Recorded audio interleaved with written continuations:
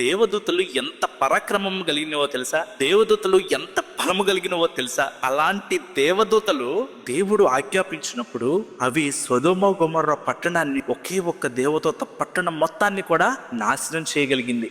యేసుప్రభు చనిపోయినప్పుడు సమాధి దగ్గర ఉన్న రాయిని పొర్లించడానికి 15 మంది ఆ రాయిని మూసి ఉంటే ఆ రాయిని పొర్లించడానికి ఒకే ఒక్క దేవదూత చేయగలిగింది. అలాంటి 185,000 మంది మనుషులను ఒక్క దేవదూత నాశనం చేసి చంపి పడేసింది. దేవదూతలు వాటికి మరణం లేదు, వాటిని బంధించి ఉంచవచ్చు గాని వాటిని నాశనం చేయలేరంట. ప్రియమైన వారలారా, దేవుడు ఒక మంచి వాగ్దానం చేస్తున్నాడు. కీర్తనలు 91వ అధ్యాయము 11వ వచనంలో ఇలాగ చెప్తున్నాడు, నిన్ను కాపాడుటకు ఆయన నిన్ను గూర్చి తన దూతలకు ఆజ్ఞాపించును అన్న వాగ్దానమును బట్టి, ప్రియమైన వారలారా, నిన్ను కాపాడడానికి దేవుడు తన దూతల్ని స్వయంగా ఆయన నీ దగ్గరికి పంపిస్తాడు. దేవదూతలు అంటే దేవుని యొక్క మహాసైన్యం.